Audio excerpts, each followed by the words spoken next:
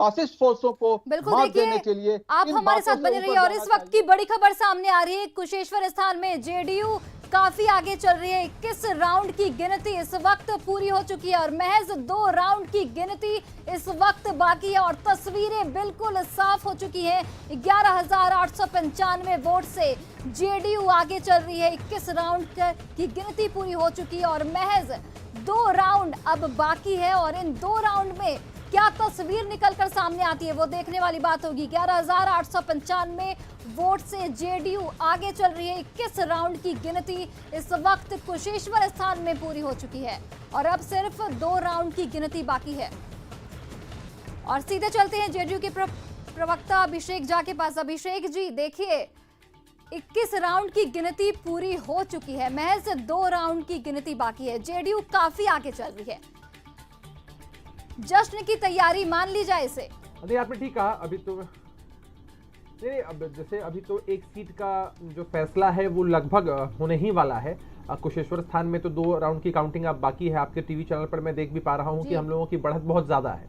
होता यह है ना कि जब इतने राउंड की गिनती हो जाती है और बढ़त इतनी ज्यादा हो जाती हो तो अमूमन अब जीत एक औपचारिकता अब ही रहती है।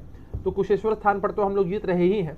हम लोग का ध्यान अभी तारापुर पर है, जहां थोड़ा अंतर है हमारे और राष्ट्रीय जनता दल के प्रत्याशी के बीच में। वहां पर अभी बहुत राउंड की अभिषेक जी, इस गिनती अभी बाकी है, अंतर की अभी आधे वजह पर भी क्या नहीं पहुंच निकल कर पाए हैं हम सामने लोग। आ रही लगभग है? 29 है। क्या आकलन है आपका, ये अंतर क्यों है आखिर? देखिए अंतर की देखिए मैं आपको स्पष्ट तरीके से बताता हूँ। जब वहां पिछली बार जो हमारी जीत वहां पर हुई थी, लगभग 6800 के लगभग वहां वोटों से हम लोग लीड करके जीते थे। अब हुआ ये ना कि जिस तरह से हमारे विधायक महोदय दिवंगत हो गए और उसके बावजूद भी आरजेडी के लोगों ने उनकी मौत पर भी राजनीति की, अलग अलग तरीके की बातें कही, तो भाई जनता का सेंटिमेंट तो जागता है ना कि जिन्होंने भी जनता जनार्दन की सेवा इतने वर्षों तक की है, उनकी मृत्यु हो जाती है, असामयिक निधन होता है उनका, उसके बावजूद भी इस तरह की राजनीति होती है, तो जनता ने जवाब दिया है। अभी जो फासला है, जो पिछले बार हमारी जीत का फासला था, मुझे लगता है कि उसके 2 गुने से भी ज्यादा हम लोग होंगे। तो जनता ने जवाब दिया है विपक्ष के लोगों को खासकर कि आप लोग किसी भी तरह की मैच फिक्सिंग करिए या कुछ भी करिए, जनता जनार्दन हमारे ही प्रत्याशी के साथ है। जो दिवंगत विधायक हुए थे उनके सुपुत्र अमन भूषण हजारी जी चुनाव लड़ रहे हैं।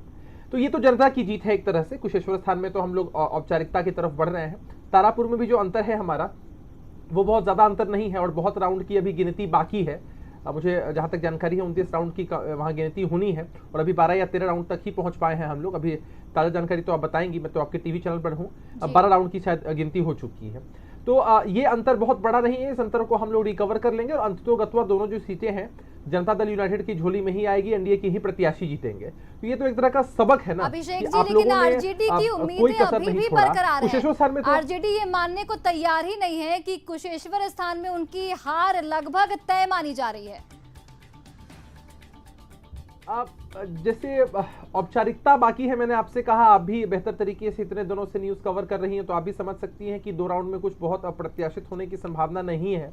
अंतर बहुत बड़ा। लेकिन आरजेडी के लोग अगर फिर भी इस खुशफहमी में हैं तो कोई उनको रोक थोड़ी सकता है। अब तेजस्वी यादव जी वहां बैठे हुए हैं, मुझे लगता है कि सुबह तो व्याकुल होकर आ ही थे मीडिया से मुखातिब होने की ऐसा होगा वैसा होगा, लेकिन तेजस्वी यादव जी कुशेश्वर स्थान में बैठे हैं और कुशेश्वर स्थान की महान जनता ने उनको जवाब दे भी दिया है। मुझे लगता है कि अब फिर वो दिल्ली को चले जाएंगे, उनको समझ आ जाएगा कि भाई जनता ने उन्हें नकार दिया है। कोई कसर तो छोड़ी नहीं उन लोगों ने।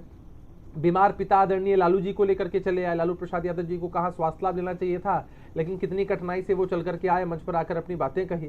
तो इन सब का मुझे लगता है कि नुकसान ही हुआ है आरजेडी को, सेल्फ गोल कह सकते हैं। चलिए, आरजेडी